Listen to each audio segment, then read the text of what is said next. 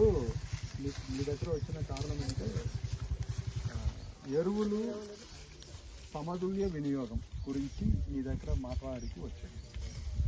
కేంద్రీయ సర్కార్ నుంచి కొంచెం మా దగ్గర తీసుకొచ్చేవాళ్ళు మీకు ఏ విధంగా ఎరువులు సరిగా యూజ్ చేయాలి. ఎందుకంటే ఇప్పుడు యుద్ధం జరుగుతుంది.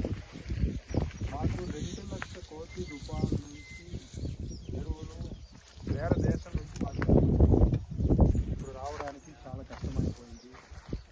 సో కరెక్ట్గా యూజ్ చేస్తే ఇది కొంచెం తగ్గించవచ్చు, మనకు చాలా ఉపయోగం ఉండొచ్చు.